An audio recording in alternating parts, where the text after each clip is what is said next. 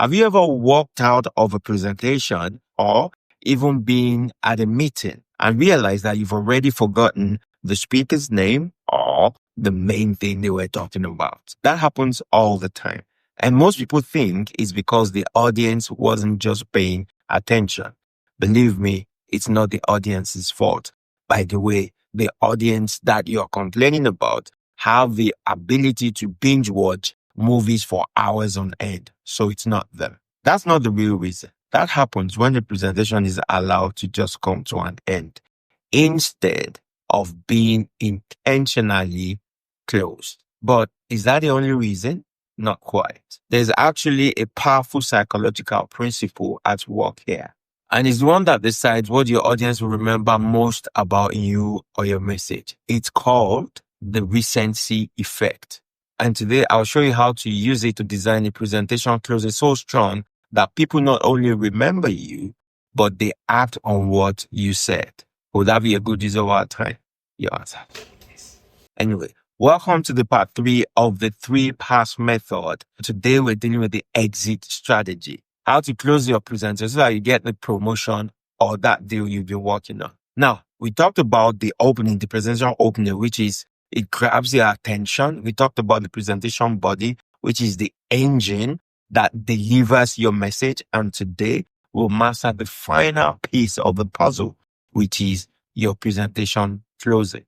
And it is the destination where your message lands and where your influence begins. By the way, my name is Kunle and I'm the founder of Presentation School Berlin.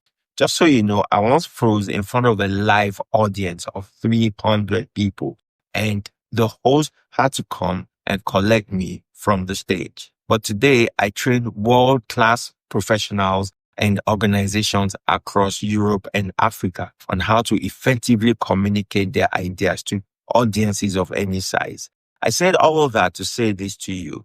Presentation skills are learnable. If I can learn it and loads of my students have learned it, you can learn it too. So let's get started with how to close your presentation such that it's difficult, if not impossible, for people to forget you or your ideas. Let's define the problem first. You see, far too many professionals, especially the highly technical professionals or the non-native English speakers who are worried about language, allow their presentation to fade away with that polite and completely forgettable line, which you may have heard before. Thank you for your attention. Any questions? A colleague of mine is fond of saying, your last words linger. And that's more than a proverb. It's the recency effect in action. By the way, the recency effect is a big word that psychologists use to explain a cognitive bias where ideas that are presented to you last, they are recalled with greater accuracy and impact than the information that's presented anywhere in the middle of your presentation. The brain subconsciously prioritizes this recent information for short-term memory encoding. So if you end on a boring thank you or you use an unstructured Q&A, that's what the brain remembers most. And you don't want that. You don't want your top management to walk away with a polite thank you. You want them to walk away with a clear action plan and a powerful thought. So from this day forward, you must determine that your presentation will not be allowed to simply come to an end. No, you won't do that. You will close your presentation with intention. The difference, by the way, is strategy. A presentation ends when you run out of time or you run out of thoughts, and that's caused by circumstances. But the presentation is closed when you intentionally deliver the final highest impact piece of information. It is driven by strategy. It is driven by purpose. And that's where you want to be. So the best way to guarantee the way that you close is to memorize your closing. Put it to heart. If you know exactly how you will finish, you won't panic. Your brain will also be relaxed. You won't ramble as well. And you won't give away your most powerful moments. That said, what does the perfect high impact close look like? So it follows a simple, reliable 3-part blueprint. The number one is the key takeaway. That's the what.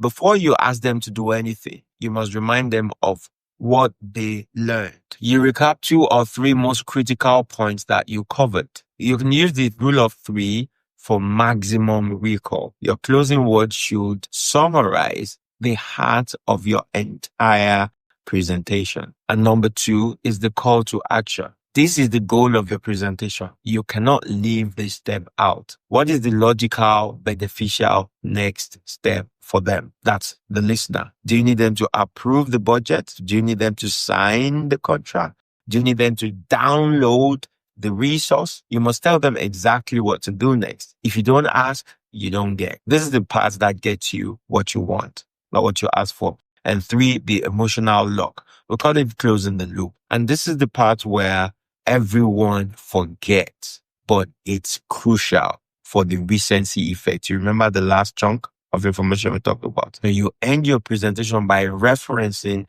the original pain point, which is the emotional hook that you started with. This closes the emotional loop at the end of the day, and it makes the message personally relevant by solidifying your entire narrative. It's what makes them go from hearing your information to acting on what you said. So let's see how this works in 2 high stakes professional scenarios. And you watch how we move from the key takeaway to a precise call to action. And finally, to the crucial emotional lock, where you lock in the emotional scenario to get your desired outcome for them and for you. Let's imagine you have a corporate proposal. The goal here is simple. You want to get visibility and you want to get approval. So you don't just want to thank them for listening to you. You want to say something like, as we've established, the new project X is not an expense. It's a vital investment that will guarantee a 20% market share increase within the next 12 months. Now you move to the call to action, which means now what? So then you say, I recommend that you approve the budget and schedule the project kickoff meeting with my team before 5 p.m. tomorrow. The time to act is now. Mind you, you're not forcing their hand. You've put something on the table. If they have an objection, they'll push back or ask for clarification. So the third one is the emotional loop, remember? So you come back to remember the frustration of losing that last contract. This is your turn to capture the market and be the one they call first. Let's look at another example. If you wanted to overcome anxiety, the goal here is personal growth. Here we go. For those of you who struggle with presentation anxiety, I know what that's like. I once froze in front of an audience and it was a shameful experience for me. It happened because I lacked a reliable presentation structure. Here's how you want to now close the topic. So you first start with the key takeaway, which is actually the what. Remember this. Presentation anxiety is just a mental event. It's an unreliable thought. It's not a fact about your ability. Then we move on to the call to action, which is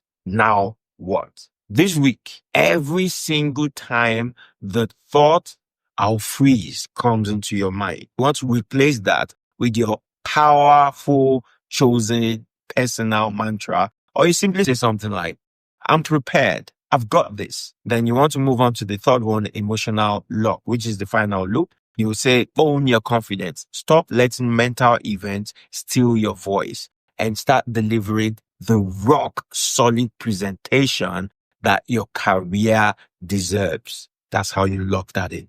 So there you have it. Your presentation, opening, body, and closing. We did closing today. You remember we said the presentation is a vehicle that you use to successfully transport your ideas from point A to point B. We said that the opening was the ignition, and we said the body was the GPS, and the closing of your presentation is what you use in delivering the passenger, your message, safely and memorably to their destination.